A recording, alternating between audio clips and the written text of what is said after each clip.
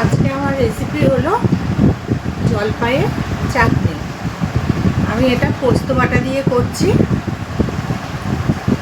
এই চাটনি আমরা বড়রা তো খেতে খুবই ভালোবাসি, ছোটরাও ভালোবাসি। শেষ পাতে এই চাটনি যদি থাকে তাহলে আর কিছু লাগে না। এটা খেতে খুব ভালো হয়। এইভাবে তোমরা করো, ভালো লাগবে। তবে চলো রেসিপিটা দেখে নিই কীভাবে করছি। আমি জলপাইয়ের চাটনি করবার জন্য জলপাই নিয়ে নিয়েছি। এবার এই জলপাইগুলোকে ভালো করে সেদ্ধ করে নেব। জলপাইগুলো ভালো মতো সেদ্ধ হয়ে গেছে, আমি জলটা ঝরিয়ে নিয়েছি। এবার এটাকে ঠান্ডা করে নেব। জলপাইয়ের চাটনিটা করবার জন্য আমি পোস্ত নিয়ে নিয়েছি অল্প। এবার পোস্তটাকেও শুকনো ঘুরিয়ে নেব, ড্রাই গ্রাইন্ড করে নেব, তারপর জল দিয়ে পেস্ট করে নেব।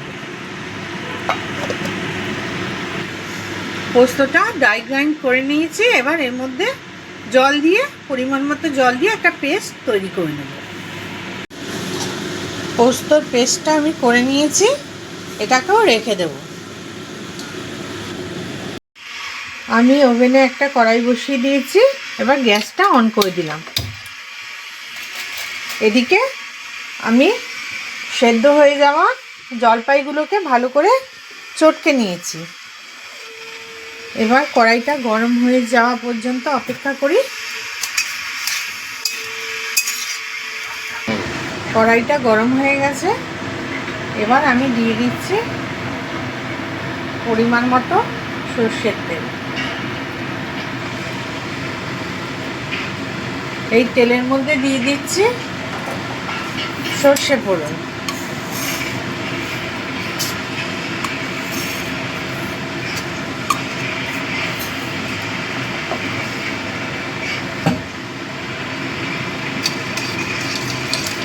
ফোড়নটাই চরমার করে উঠছে, ভাজা হয়ে গেলে তারপর আমি জলপাইটা দিয়ে দেব।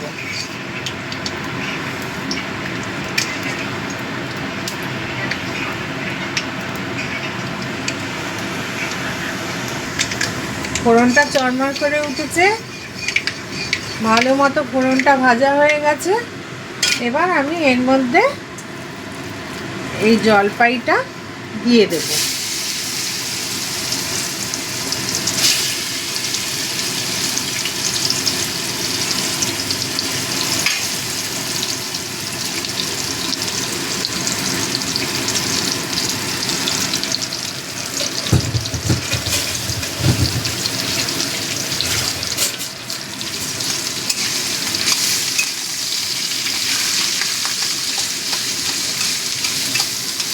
জলপাইটা একটু এদিক ওদিক করে নেড়ে নেব।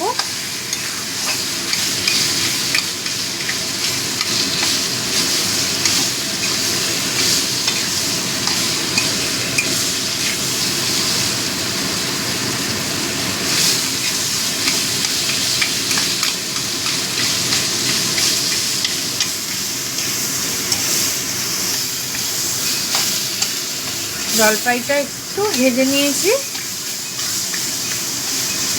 এবার এই পোস্ত বাটাটা দিয়ে দেব।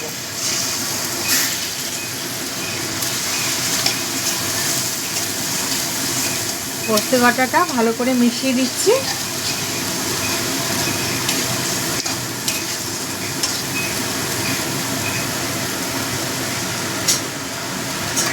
মিক্সিং জারটা ধুয়ে একটু জল দিয়ে দিলাম, কারণ পোস্ত লেগেছিল।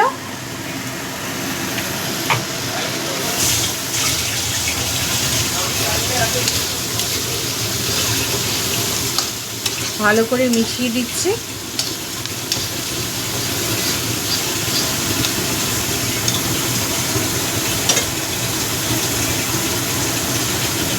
এবার দিয়ে দিচ্ছি পরিমাণ মতো লবণ।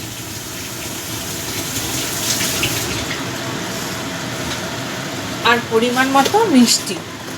জলপাইটা যেহেতু টক বেশি, তার জন্য চিনিটা একটু বেশি লাগবে।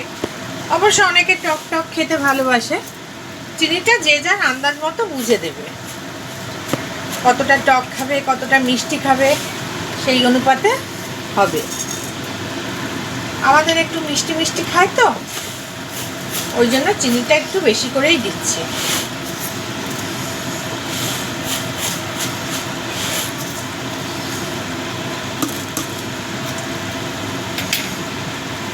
এবার এগুলো সব মিশিয়ে নেব।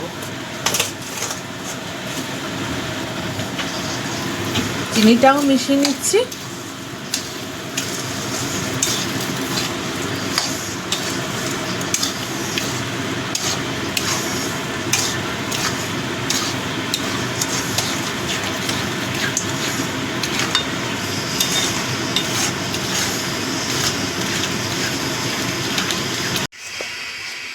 চিনিটা দিয়ে ভালো করে মিশিয়ে নিয়েছি, চিনিটা গলে গেছে।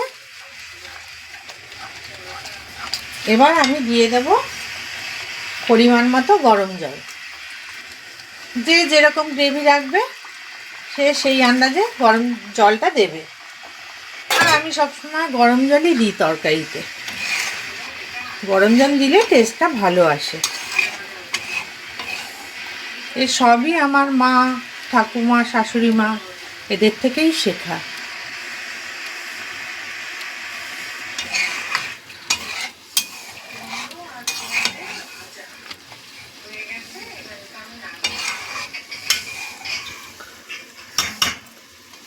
গরম জল দিয়ে দিয়েছি।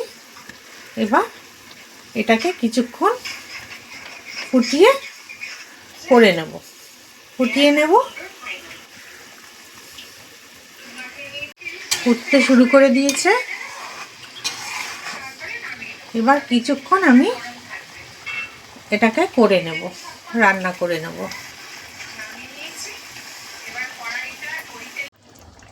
বন্ধুরা দেখো, আমি ঠিক এই রকম গ্রেভিটা রাখলাম, ঠান্ডা হলে আরেকটু জমে যাবে। এবার আমি গ্যাসটা অফ করে দেব। তোমাদের যদি এই রেসিপিটা ভালো লেগে থাকে তবে করে খেতে খুব ভালো হয়। কমেন্ট করো, লাইক করো, শেয়ার করো।